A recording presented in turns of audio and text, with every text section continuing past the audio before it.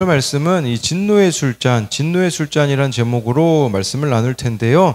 하나님께서는요, 이 모든 나라들에게 진노의 술잔을 마시게 한대요. 진노의 술잔이 무엇인지는 29절에 나오거든요.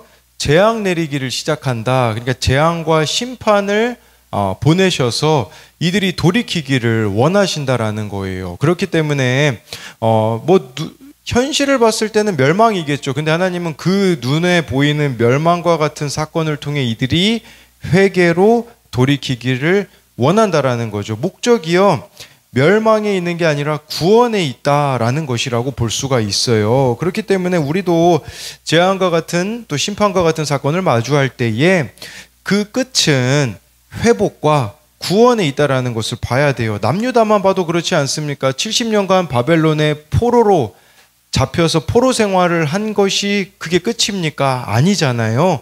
그들이 그곳 가운데 회개하고 회복되기를 원하시는 것처럼 열방들, 오늘 말씀에 열방들이 나오거든요. 그들 또한 그렇게 되기를 하나님은 원하셨다라는 것입니다. 그래서 이 진노의 술잔을 통해서 무엇을 하나님이 원하시는지를 좀 볼 텐데요. 첫 번째로요, 진노의 술잔을 통해 하나님께서는 내가 회개하길 원하십니다. 15, 16절인데요. 이스라엘 하나님 여호와께서 이같이 내게 이르시되 너는 내 손에서 이 진노의 술잔을 받아가지고 내가 너를 보내는 바 그 모든 나라로 하여금 마시게 하라. 그들이 마시고 비틀거리며 미친 듯이 행동하리니 이는 내가 그들 중에 칼을 보냈기 때문이니라 하시기로 라고 해가지고요. 어제 말씀 마지막 부분에는 하나님이요, 바벨론도 심판하실 것이라고 말씀했거든요.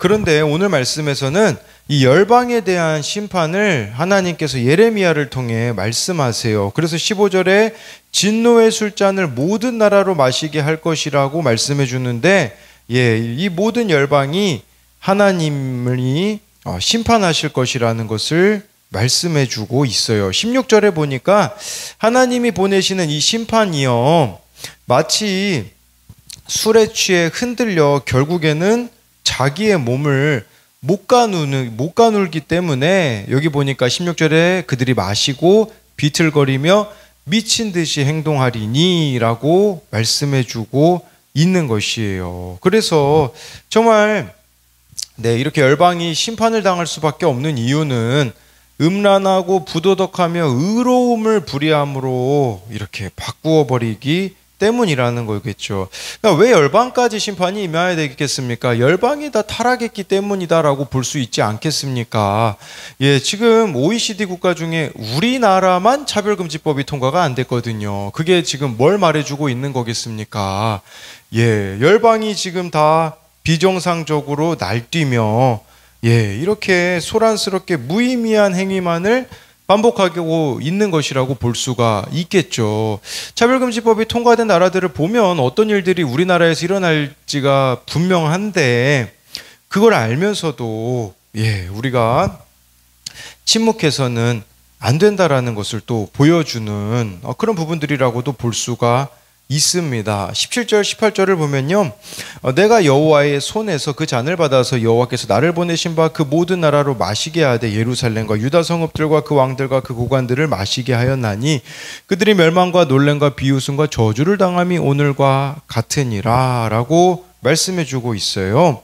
그런데요, 여러분, 이 진노의 술잔, 이 심판이 어디서부터 시작되냐? 18절을 보셔야 돼요. 이게 모든 나라들로 이어지는데 그 시작점이 어디냐? 예루살렘과 유다 성읍들이라고 말씀해 주고 있는 것이에요. 이 남유다가 가장 먼저 진노의 술잔을 마시게 되거든요. 그 이유는 하나님과 특별한 언약 관계를 맺었음에도 여호와 하나님을 버리고 다른 신들을 섬김으로 그 언약 관계를 깨뜨렸기 때문이라는 거겠죠. 이것만 봐도 하나님이 진노의 잔을 주시는 목적이 분명합니다. 바로 무엇 때문입니까? 나의 회개 때문이다 라고 말씀해 주고 있는 거예요. 하나님은요, 우리가 회개하기를 원하시는데 이 회개는 남유다부터 시작되기를 원하신다라는 거죠. 남유다부터 시작되어야 된다라는 것은 뭘 말하냐? 나부터 회개하기를 하나님은 원하신다라는 거겠죠. 그래서 믿음이 있는 사람이 먼저 회개하기를 원하신다라고도 우리가 볼 수가 있어요. 청소년용 큐티인 구원을 위한 진노의 술잔에 보면요, 고2 학생이 쓴 내용인데요. 아버지가요, 자기가 초등학교 2학년 때 사업에 실패해서 엄마 이름으로 대출을 받고 외가 식구들이 아빠를 핍박하자 아빠가 집을 나가셨다고 합니다. 거기 이런 내용이 나오더라고요. 그러다 지난 겨울 아빠가 예전에 진 빚들이 드러나는 일들이 생겼습니다. 저는 생활비도 안 보내면서 정말 너무하신다라고 생각했습니다. 제 안에는 아빠에 대한 원망과 정죄가 가득했습니다. 가장 큰 원망의 이유는 학원이었습니다. 아빠의 빚으로 학원비를 낼 수가 없기에 제 적금을 해지해 학원을 다녀야 했기 때문입니다. 라고 하는데요. 이 아이가 교회 청소년부 수련회를 통해 은혜를 받게 되어지고요. 자신의 한 치 앞도 볼 수 없는 어둠 같은 사건이 다른 지체들에게 빛이 될 수 있음을 경험했다고 하면서 이렇게 고백하더라고요. 오늘 본문에서 예레미야는 백성에게 하나님이 주신 진노의 술잔을 빠짐없이 받을 것을 경고합니다. 제가 아빠의 부재와 경제적 어려움이라는 진노의 술잔을 잘 통과할 수 있기를 바랍니다. 예수님을 믿게 해준 부모가 최고의 부모임을 인정하며 저를 예수님 믿게 해주신 아빠를 위해 기도하겠습니다. 솔직히 이 학생의 경우요, 억울할 것들밖에 없지 않겠습니까? 그런데 자신에게 믿음을 갖게 아버지가 해줬다라는 고백이 나오고 믿음이 있는 자신부터 회개를 하겠다라는 거겠죠. 여러분, 이처럼 믿음이 있는 자부터 회개를 할 때 믿음이 없는 자들을 위해 우리가 십자가를 질 수 있게 되어진다라는 것이에요. 그러니까 뭘 이야기 드리고자 하는 거냐면 나의 회개는요, 상대방의 구원으로 이어진다라는 것이에요. 이 고등학생인 이 학생이 이런 고백으로 살아가면 아버지의 구원이 이루어지지 않겠습니까? 그러니까 나의 회개로 시작되어져야 돼요. 나의 회개가 상대방의 구원으로 연결된다라는 것을 기억해야 되는 거겠죠. 그래서 이것에 대한 두 가지 적용 질문은, 진노의 술잔을 마시는 사건 앞에서 나의 죄를 먼저 봅니까? 남의 죄를 먼저 봅니까? 또 한 가지는 내가 통과해야 하는 진노의 술잔은 무엇입니까? 정말 좋아요. 여러분들이 통과해야 되는 그런 심판과 같은 또 재앙과 같은 사건이 무엇이 있는지를 묻는 겁니다. 두 번째로는요, 진노의 술잔을 통해 회피 도구들을 버려야 합니다. 19절인데요. 또 애굽의 왕 바로와 그의 신하들과 그의 고관들과 그의 모든 백성과, 사실 19절부터 26절까지를 다 설명드리고 싶지만 그럴 수가 없어서 19절하고 제가 26절만 설명드릴 건데, 여기 나와 있는 나라들은요, 남유다를 기준으로요, 남쪽, 남동쪽, 남서쪽, 동쪽, 북서쪽, 바벨론 넘어 멀리 떨어 있는 나라들을 차례로 소개하고 있어요. 우리로 말하자면 열방들을 소개하고 있는 거죠. 그런데 여기 막 섬이 있는 나라도 있거든요. 섬에 있는 나라도 있고, 뭐 예를 들면 23절에 살적을 깎았다. 이제 살적을 깎았다라는 것은 다른 문화권에 있다라는 의미가 될 수 있거든요. 예외가 없다라는 거예요. 모두가 다 하나님의 손 안에 있고 하나님의 심판 아래에 있다라는 거죠. 그런데 19절에 이 열방을 소개하는데 가장 먼저 언급된 나라가 어디냐? 애굽이에요. 왜 애굽이 가장 먼저 이렇게 언급이 됐을까요? 남유다가요, 가장 많이 의지했던 나라가 애굽이기 때문입니다. 그러니까 이 남유다 백성들이 가장 손쉽게 의지했던 대상이 애굽, 이집트였다라는 거겠죠. 왜 이들이 이렇게 애굽을 의지했을까요? 그 이유는 바로 18절에 좀 힌트가 나와 있어요.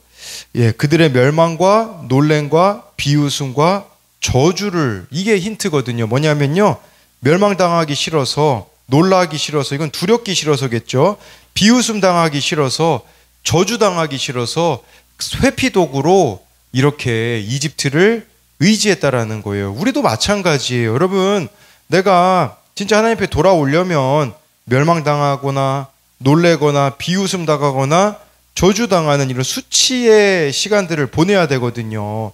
그게 싫으니까 그냥 손쉽게 이집트를 의지하는 거죠. 하나님이 심판하시는 건데 수치당하기가 죽기보다 싫어서 그렇게 애굽을 의지했다라는 거겠죠. 애굽은 그렇기에 남유다 백성들이 회피도구로 삼은 나라라고 할 수가 있습니다. 그러면서 쭉 이 나라들이 그냥 다 회피도구들로 보시면 돼요. 내가 이런 문제가 있을 때 여기로 회피하고 저길로 회피하고 이렇게 사방으로 회피하고 있는 나의 모습으로 볼 수가 있겠죠. 그러면서 26절에요.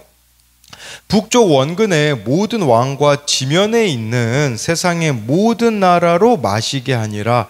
세삭 왕은 그 후에 마시리라. 예, 여기서 세삭 왕은요, 그 히브리어를 이렇게 자음으로 바꿔보면 바벨론을 의미하거든요. 그러니까 이 26절은 바벨론에 의하여서 열방들이 다 멸망당하고 그 후에 바벨론 또한 멸망당할 거라고 하나님이 말씀해 주고 있어요. 여러분, 우리가요, 세상은요, 아무리 강하고 영원할 것 같잖아요. 강대국을 생각해 보십시오. 생존하는 나라들이 있습니까? 역사를 보세요. 그렇게 강대국이었던 헬레니즘, 로마, 그런 강대국들 결국은 다 없어지잖아요. 그러니까 세상에서는요, 아무리 강하고 영원할 것 같아도 결국은 그것은 영원하지 않다라는 거겠죠. 그러니까 이것은 우리들에게 뭘 말해주냐? 내가 회피 도구들을 의지해봤자 아무런 소용이 없다라는 것을 말씀해주고 있는 거예요. 하나님을 의지하지 않으면 결국은 다 소용없음을 말해주는 거겠죠. 여러분, 대한민국, 우리나라가요, 멸망당하지 않으려면 어떻게 해야 될까요? 미국을 의지해야 될까요? 다른 강대국을 의지해야 될까요? 아니에요. 그게 중요한 게 아니라 하나님을 의지해야 된다라는 거죠. 그런데 우리나라가 안보 불감증에 빠져 있는 것 같아요. 우리는 굳건한 한미동맹이 있기 때문에 아무리 북쪽에서 쳐들어와도 상관없어, 이런 식의 태도를 취하거든요. 아니라는 거예요. 정말 우리가 하나님만 의지하지 않으면요, 다른 어떤 것으로 우리를 구원해 줄 수가 없다라는 것이에요. 그러니까 저와 여러분들이 수치당하기가 싫어서 회피해봤자 소용이 없다라는 것을 알라는 것이에요. 김길 목사님이 쓰신 참 좋은 내 인생이라는 책에요, 교회 한 형제가요, 동물병원을 개원했대요. 근데 손님이 오지 않았다고 합니다. 병원 경영이 어려울 것 같아 몹시 불안하고 걱정이 되었다고 합니다. 우리가 두려움에 사로잡히면 회피 도구들을 취하기가 쉽잖아요. 그럼에도 하나님이 은혜를 주시면 그 길에서 돌이킬 수 있겠지만 우리가 회피 도구들을 선택함으로써 무너진 삶의 고통은 고스란히 자기 몫으로 남습니다. 그래서 목사님이요, 그에게 이렇게 이야기했대요. 세상적인 방법을 강구하지 말고 말씀을 읽도록 권면했다고 합니다. 그래서 그는요, 절실하게 말씀을 읽고 붙들었습니다. 그러자 하나님이 손님들을 보내주셔서 동물병원 운영이 어느 정도 안정이 되었다고 해요. 그런데 그것보다 중요한 것은 그가 살아있는 말씀의 위력을 경험하게 했고요. 그때부터 말씀 앞에 머무는 시간이 늘고 말씀을 대하는 태도가 달라지고 묵상을 자주 하게 되었다고 합니다. 그는 이전에는요, 자기 주장이 너무 강했던 사람이라고 합니다. 그랬던 그가 어느 순간부터 말씀을 읽고 자신이 틀렸음을 인정하기 시작하면 그때부터 그의 삶이 변화되기 시작했다라는 거죠. 19절부터 29절까지 나오는 이것이 저와 여러분들이 붙들고 있는 다른 회피 도구들인데 하나님이 아니면 아무런 소용이 없다라는 것을 기억해야 된다라는 거겠죠. 내가 의지하고 있는 이 회피 도구들을 내려놓고 내가 하나님의 말씀 앞에 회개하며 나아가야 된다라는 것이에요. 그럴 때에 정말 우리가 왜 회피 도구들을 선택합니까? 그 이유는 현실에 대한 두려움 때문이잖아요. 미래에 대한 막연함 때문이라고 할 수 있지 않겠습니까? 그런데 사실 여러분, 여기 나와 있는 이 나라들이 남유다에게 무슨 도움이 됩니까? 이용해 먹으려고만 하는 거겠죠. 여러분, 세상은 그렇습니다. 기브 앤 테이크 관계예요.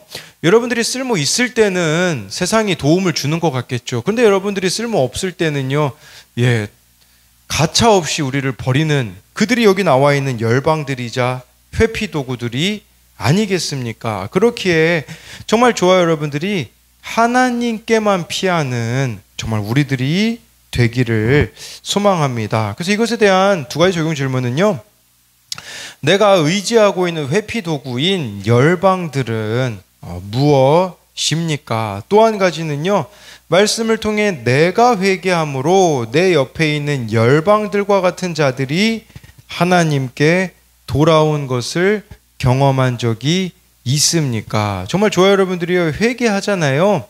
이 열방들을 구원의 대상으로 여기게 되어지게 될 거란 말이죠. 그렇기 때문에 그들을 구원으로 인도하게 되어지는 일들이 일어난다라는 것을 말씀을 드리는 겁니다.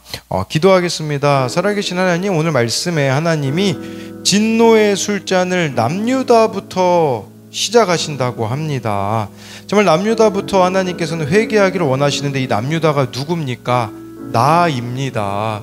우리 가정에 정말 회개가 일어나기 위해서는, 구원이 일어나기 위해서는 하나님은 먼저 된 나의 회개를 원하신다고 말씀해 주고 있습니다. 그렇기에 정말 가정이 변하려면, 교회가 변하려면, 구역 모임이 변하려면 나부터 회개하면 된다라는 것을 늘 잊지 않을 수 있도록 하나님 은혜를 베풀어 주옵소서. 우리는 내가 회개하기보다 회피 도구들을 의지하고 싶을 때가 너무나 많이 있습니다. 오늘 말씀에 회피 도구들로 나오는 수많은 나라들이 언급이 되어 있습니다. 그러나 그들 또한 멸망을 당할 수밖에 없기에 그들은 우리가 의지해야 될 대상이 아니라고 말씀해 주고 있습니다. 정말 우리들이 하나님만 의지함으로써 이 회피 도구들을 내려놓고 하나님 앞에 정말 날마다 회개하며 나아갈 때에 정말 내 옆에 있는 열방들, 도무지 변화될 것 같지 않는 사람들이 나의 회개를 통하여서 그들이 구원으로 인도함 받을 수 있도록 우리 주님께서 오늘도 함께하여 주실 것을 믿으며 살아계신 예수님 이름으로 기도드립니다. 아멘.